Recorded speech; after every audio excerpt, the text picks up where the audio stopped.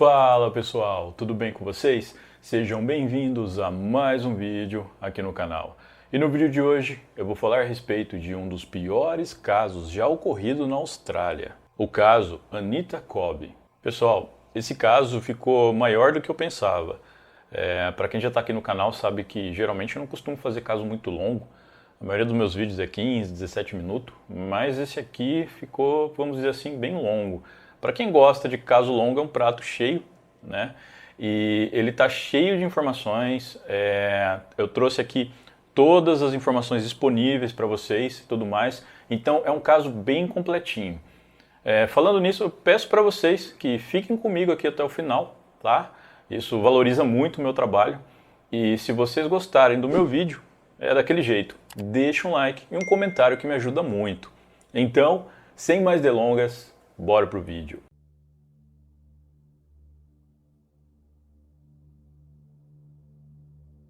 Anita Lorraine Lynch nasceu em 2 de novembro de 1959, em Sydney, a cidade mais populosa da Austrália. Ela era filha de Gary Bernard Lynch e Grace Lynch. Gary era um artista gráfico da Força Aérea Real Australiana, enquanto que Grace era enfermeira. Desde muito nova, Anita foi descrita como uma garota muito bonita e foi influenciada por pessoas próximas a seguir carreira como modelo. Ela participou de vários concursos de beleza, no qual ganhou a maioria deles. O de maior destaque foi o concurso Miss Western Suburbs, que ocorreu em novembro de 1979. Anita tinha uma carreira promissora como modelo. Era só uma questão de tempo para ela fechar contratos com grandes marcas e ganhar muito dinheiro. Só que no fundo, apesar de gostar, não era isso que Anita queria para sua vida. Ela então abandonou a carreira de modelo e decidiu seguir os passos de sua mãe, ser enfermeira. Ao ingressar no curso de enfermagem no hospital de Sydney, Anita conheceu seu futuro marido, um homem chamado John Cobb. Os dois namoraram por um tempo, até que em 27 de março de 1982 eles se casaram.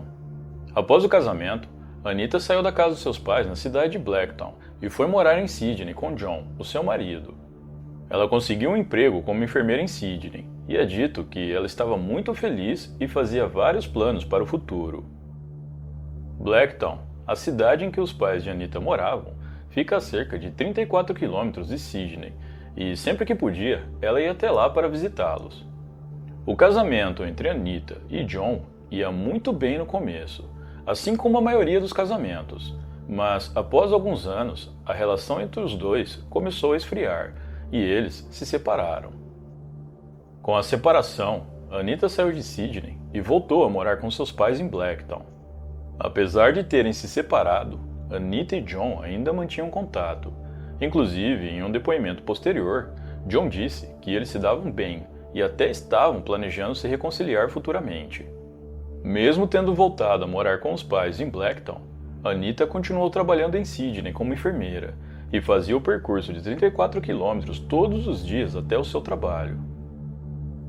Em 2 de fevereiro de 1986, o dia começou normal para Anita. Ela acordou cedo, tomou banho, café da manhã e depois se arrumou para ir até o trabalho. Já em seu trabalho no hospital de Sydney, mesmo local em que estudou para ser enfermeira, Anita fez o seu turno até às 3 da tarde. Depois, ela se encontrou com alguns amigos e juntos eles foram jantar em Redfern, um subúrbio localizado ao sul de Sydney. Ao término do jantar, Anita se despediu dos seus amigos e depois foi até a estação ferroviária central, onde pegou um trem para a estação de Blacktown. Anita chegou à estação de Blacktown por volta das 10 horas da noite. Ela geralmente ligava para o pai dela para que ele fosse buscá-la. Mas nesse dia, o telefone público que ela usava estava com defeito e ela não conseguiu ligar para o seu pai. Anita então foi até um ponto de táxi que ficava próximo à estação para ver se encontrava algum taxista que pudesse levá-la para casa.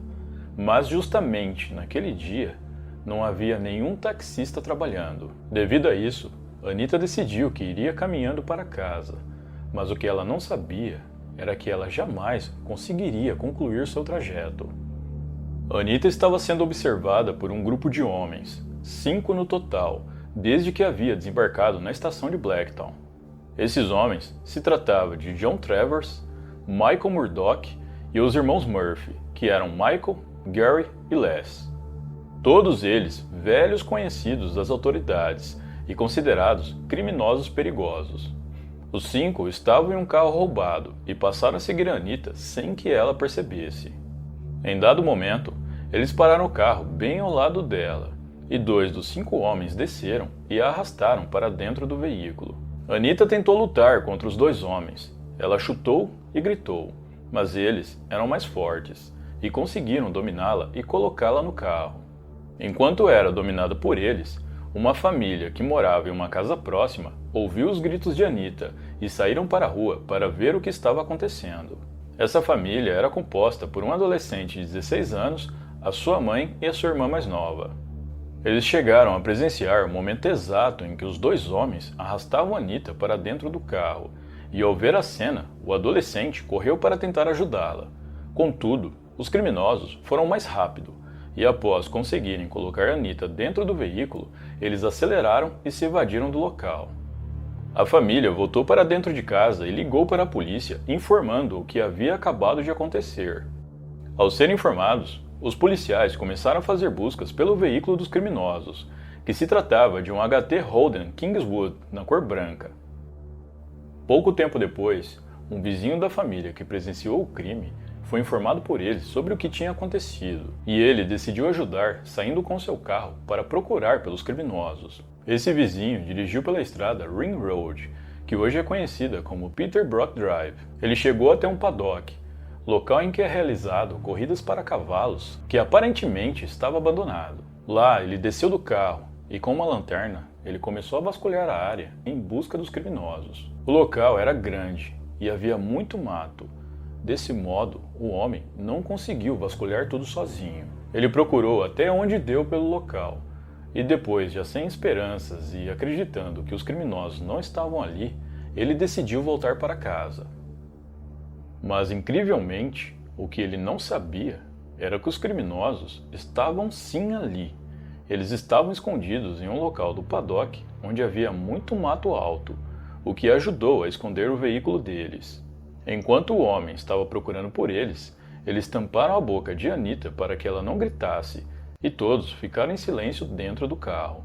Eles viram praticamente todos os passos do homem enquanto ele procurava por eles no paddock, já que o mesmo usava uma lanterna em um local totalmente escuro, e isso entregava sua posição. Após o homem ir embora, os criminosos deram início ao que ficaria conhecido como um dos piores crimes da Austrália. Anita, já sabendo que o pior lhe aguardava, implorou para que eles a deixassem ir, dizendo que era casada e que estava menstruada. Mas eles não quiseram saber e começaram a agredi-la da pior forma possível e a obrigaram a ter relações com cada um deles. Depois, os criminosos decidiram ir até um posto de gasolina para comprar combustível, bebidas e cigarros com o dinheiro roubado de Anita. Ao saírem do posto, eles retornaram para o paddock, onde haviam deixado Anita amarrada, e assim que chegaram no local, eles deram continuidade ao crime. Anita sofreu todo tipo de violência que vocês possam imaginar. No fim, John Travers, um dos criminosos, ficou preocupado que Anita pudesse reconhecê-los, e então convenceu os demais criminosos que a melhor coisa a se fazer era tirar a vida dela. John, munido de uma arma branca, fez um corte profundo na região da garganta de Anita, o que foi o suficiente para que ela viesse a óbito. Após cometerem o crime, os 5 criminosos voltaram para o veículo e foram embora. Enquanto isso, a polícia estava fazendo buscas desde a hora em que a família os informou sobre o que tinha visto, mas eles não conseguiram encontrar os criminosos. Quando Anita não retornou para casa naquela noite, inicialmente, os seus pais acharam que ela tivesse dormido na casa de alguma amiga, então não ficaram preocupados. Mas no dia seguinte, quando Anita não compareceu ao seu trabalho, os pais dela perceberam que havia algo de muito errado e decidiram comunicar às autoridades. Na manhã do dia 4 de fevereiro de 1986, um fazendeiro andava pelo paddock, pois algumas de suas vacas haviam escapado e ido para aquela área. Enquanto caminhava, o fazendeiro viu o que parecia ser um corpo feminino próximo a uma cerca de arame farpado. Ao se aproximar, ele viu que de fato se tratava de um corpo feminino e que estava sem roupas. Muito assustado, ele imediatamente comunicou à polícia. Com a chegada dos policiais ao local, eles rapidamente identificaram o corpo como sendo o de Anita Cobb. Isso só foi possível graças à aliança de casamento que ela usava, cujos nomes dela e o do seu ex-marido John, de quem pretendia se reconciliar, estavam gravados. Nenhum outro item, como documentos ou até mesmo a bolsa de Anita, foram encontrados no local. Se não fosse a aliança, o reconhecimento iria demorar um pouco mais. Em depoimento, o fazendeiro contou aos policiais que, na noite do desaparecimento de Anita, ele ouviu gritos de uma mulher vindo do paddock, que fica a poucos metros de sua propriedade. Ele disse que não foi verificar, pois era comum que adolescentes fossem até o local para fazerem festas e bagunça, e ele achou que fosse apenas isso. Depois de periciarem toda a área em busca de qualquer evidência que pudesse levá-los até os responsáveis pelo crime, as autoridades encaminharam o corpo de Anita para uma autópsia. O relatório da autópsia indicou que Anita sofreu muito enquanto esteve nas mãos dos criminosos. De acordo com o relatório, além de todos os machucados provenientes da relação forçada, ela também tinha vários arranhões, cortes e lacerações por todo o seu corpo, principalmente nos seios. Ela estava com os 2 olhos roxos e inchados, um nariz quebrado e 2 maçãs do rosto também quebradas. Junto com os ferimentos de autodefesa, ela também tinha um dedo que se abriu completamente, da ponta do dedo até a mão, provavelmente por se defender. Na mesma mão haviam vários dedos quebrados, e na outra mão vários dedos foram completamente cortados. Acredita-se que isso aconteceu devido à tentativa desesperada de Anita em arrancar a faca da mão dos seus agressores. O relatório da autópsia concluiu que a causa do óbito foi devido ao corte profundo na região da garganta da vítima. Além de todas essas coisas horríveis, havia algo que deixou tudo ainda pior. A autópsia constatou também que a vítima, Anita Cobb, estava grávida de algumas semanas. Quando os pais de Anita foram informados do que havia acontecido com ela, eles ficaram completamente arrasados. Mais tarde, a notícia a respeito do crime, juntamente com alguns detalhes sobre ele, foram divulgados pela mídia, o que causou medo e grande revolta na população do país. O funeral de Anita Cobb ocorreu em 10 de fevereiro de 1986, em Pine Grove Eastern Creek, em Sydney. A cerimônia de despedida contou com centenas de pessoas entre familiares, amigos e colegas de trabalho. Posteriormente, ela foi enterrada no Pine Grove Memorial Park. John Cobb, o ex-marido de Anita, foi o primeiro suspeito que a polícia investigou. Contudo, ele tinha um bom álibi e logo foi descartado pela polícia. É dito que John ficou muito abalado com o que havia acontecido com Anita, ainda mais pelo fato de que ela estava esperando um filho dele. A população do país, e principalmente de Blacktown, estavam com medo e revoltados, como eu já mencionei. Mas isso piorou quando o relatório completo da autópsia de Anita Cobb vazou para a mídia e foi apresentado ao vivo durante um programa de rádio matinal. As pessoas ficaram estarrecidas ao saberem todo o sofrimento que a vítima passou, e as autoridades, que já estavam sendo pressionadas para dar uma resposta à sociedade, passaram a ser mais pressionadas ainda.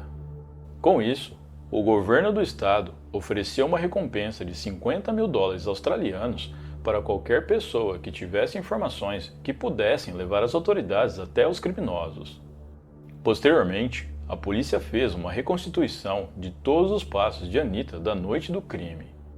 Para isso, eles vestiram uma policial feminina chamada Debbie Wallace com roupas semelhantes à de Anita. Debbie fez o mesmo percurso que Anita havia feito naquela noite quando pegou o trem de volta para Blacktown. Os policiais tinham esperança de que isso ativasse a memória de possíveis testemunhas que estavam nas proximidades, e assim elas poderiam dar informações valiosas a respeito dos criminosos. Os policiais também conversaram com diversos passageiros que pegavam o mesmo trem no mesmo horário que Anita. Mas apesar de todo esse esforço, ninguém havia visto nada que pudesse ajudar a polícia. Poucos dias depois, a polícia recebeu uma denúncia anônima a respeito do veículo roubado, o HT Holden Kingswood.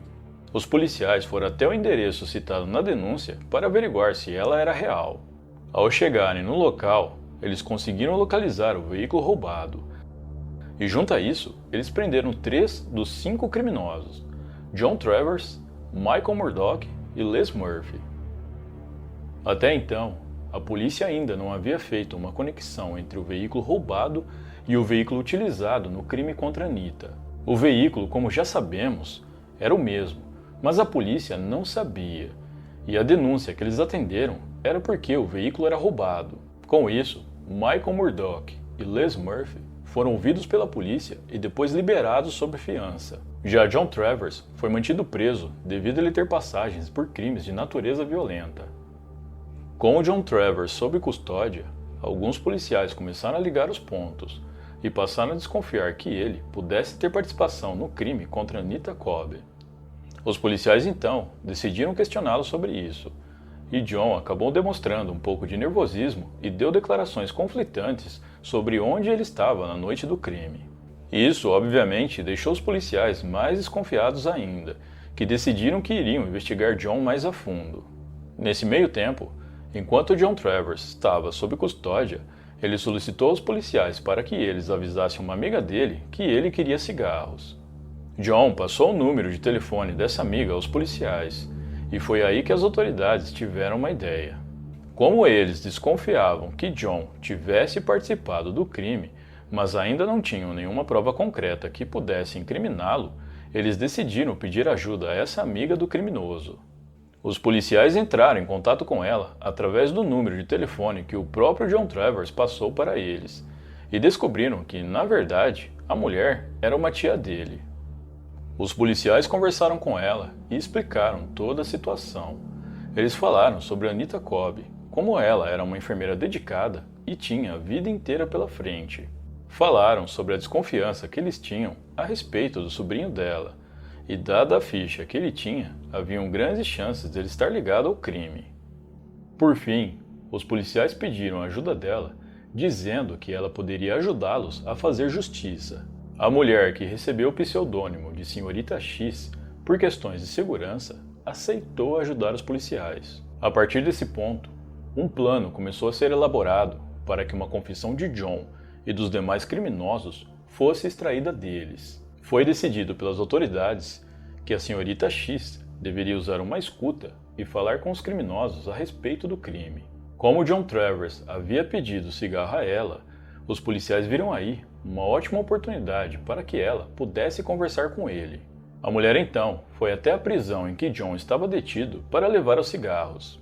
Lá, os dois começaram a conversar, e quando ela perguntou sobre Anita Cobb, John Travers confessou o crime, e tudo foi gravado.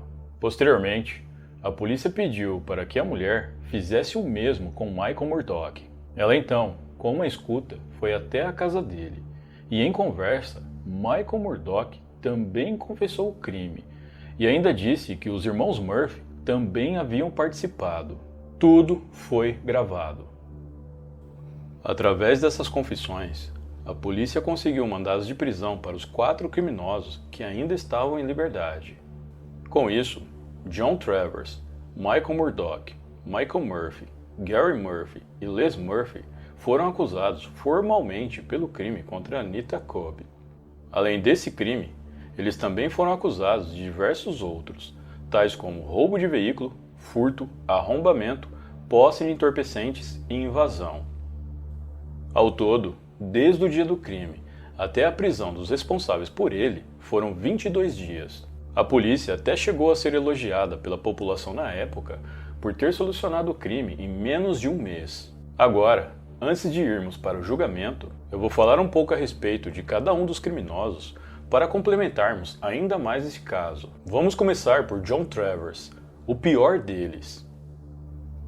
John tinha 18 anos na época dos fatos, mas apesar da pouca idade, ele era o líder do grupo e considerado o mais cruel. Quando ele nasceu, os pais dele ainda eram adolescentes e não tinham um compromisso sério. A sua família era muito pobre e ele era o mais velho de 8 irmãos. Com apenas 14 anos, John já era viciado em álcool e foi expulso da escola no ensino médio por mau comportamento. Mais tarde, como dava muito trabalho, ele foi enviado para um centro de detenção juvenil por sua própria mãe. Ao sair desse centro, foi incumbido a ele, como filho mais velho, sustentar a família, já que o seu pai os havia abandonado. John, então, passou a roubar para conseguir dinheiro para sustentar a sua família, e a partir daí, ele não saiu mais da vida criminosa. Nessa mesma época, a mãe de John, que desenvolveu problemas mentais, começou a piorar. Desse modo, ela foi considerada incapaz de cuidar dos 8 filhos, e John, juntamente com seus irmãos, foram enviados para lares adotivos, enquanto a sua mãe foi enviada para um hospício. John não só sentia prazer em roubar, como também sentia prazer em ferir qualquer ser vivo. De acordo com fontes, ele roubava animais para comer, mas antes de tirar a vida deles, ele forçava relações com esses animais, e depois tinha relações novamente com eles já sem vida. John Travers, sem nenhuma dúvida, é um homem perturbado e cruel. Michael Murdock tinha 19 anos na época dos fatos. Ele era amigo de infância de John e comparsa de crime desde muito cedo. Ele passou grande parte de sua vida em prisões juvenis e quando saiu, assim como John, abraçou o mundo do crime. Os irmãos Murphy, Michael, Gary e Les são 3 irmãos de uma família de 9 filhos. Michael Murphy tinha 33 anos na época do crime e, de acordo com fontes, ele foi enviado para morar com a avó quando tinha apenas 12 anos e chegou a passar um tempo em uma prisão juvenil. Ao ser preso, foi descoberto que ele havia escapado do Centro Correcional de Silverwater, onde cumpria uma pena de 25 anos por diversos crimes. Gary Murphy tinha 28 anos. Uma deficiência auditiva afetou a sua capacidade de aprendizado na escola, e por conta disso, ele decidiu parar de estudar para procurar trabalho. Ele foi descrito como um homem trabalhador e com um bom futuro pela frente, mas o seu grande interesse por carros fez com que ele entrasse para uma quadrilha de roubo de veículos e enfrentou diversas acusações por isso. Les Murphy tinha 22 anos na época do crime. Ele era o caçula da família Murphy e era conhecido por ter o pior temperamento. Ele passou um bom tempo em prisões juvenis e, após sair, enfrentou diversas acusações por roubo. O julgamento dos 5 acusados se deu início em 16 de março de 1987, em um tribunal de Sydney. Ao todo, o julgamento durou um total de 54 dias e não houve muita coisa que a defesa dos acusados pudesse fazer. Em 16 de junho de 1987, John Travers, Michael Murdock, Michael Murphy, Gary Murphy e Les Murphy foram condenados à prisão perpétua sem a possibilidade de liberdade condicional pelo crime contra Anita Cobb. Na época, o juiz responsável pelo caso disse que esse foi um dos piores crimes que ele já tinha visto e que cada um dos responsáveis merecia o mesmo grau de misericórdia que eles concederam à vítima. Com o fim do julgamento, não só a família de Anita, como também grande parte da população ficaram aliviados e satisfeitos. Alguns anos depois, Gary e Grace Lynch, os pais de Anita, uniram forças com Peter e Christine Simpson para criarem um grupo de apoio às famílias de vítimas de crimes hediondos. Peter e Christine Simpson eram os pais de Ebony Simpson, uma garota de apenas 9 anos que foi vítima de um crime em 1992, semelhante ao crime de Anita Cobb. Gary Lynch faleceu em 14 de setembro de 2008, aos 90 anos, sofrendo da doença de Alzheimer. Já Grace Lynch faleceu de câncer de pulmão em 2013, aos 88 anos. O casal ficou junto por 54 anos. De acordo com fontes, John Travers é um preso extremamente problemático. Ele já se envolveu em diversas brigas com outros detentos e também já tentou fugir uma vez. Devido a isso, atualmente, ele se encontra no Centro Correcional de Wellington, em segurança máxima. Michael Murdock atualmente se encontra encarcerado no Centro Correcional de Lithgow, também em segurança máxima. Michael Murphy, inicialmente, foi alojado no Complexo Correcional de Long Bay, em segurança máxima. Depois, ele foi mandado para uma unidade de proteção especial, ainda no mesmo complexo, onde ficou um tempo junto com seu irmão Gary. Em 2018, ele foi transferido para outra unidade devido a problemas de saúde. Em fevereiro de 2019, Michael Murphy faleceu de câncer no Long Bay Hospital aos 66 anos. Gary Murphy ficou um tempo alojado com seu irmão Michael na unidade de proteção especial no complexo correcional de Long Bay, como eu já mencionei. Em 2019, ele foi severamente agredido por vários outros presos enquanto tomava banho no bloco dos chuveiros. Ele foi transferido para o hospital em estado crítico, mas sobreviveu. Atualmente, ele se encontra encarcerado no Centro Correcional Goulburn, em segurança máxima. Já Les Murphy também se encontra encarcerado no Centro Correcional Goulburn e também em segurança máxima. O crime contra Anita Cobb é considerado um dos piores crimes da Austrália e teve uma enorme repercussão na época. O caso foi tema de inúmeras séries de televisão sobre crimes reais, como também de vários livros. Um parque localizado na Sullivan Street, em Blacktown, foi nomeado de Reserva Anita Cobb, em homenagem à memória de Anita. Bom, pessoal, como eu tinha dito, o vídeo ficou maior do que eu imaginava. Eu espero que vocês tenham gostado. E como eu falei lá no começo, se gostou, deixa um like e um comentário que me ajuda muito. Eu vou ficando por aqui. Muito obrigado por assistir até o final, um grande abraço e até a próxima.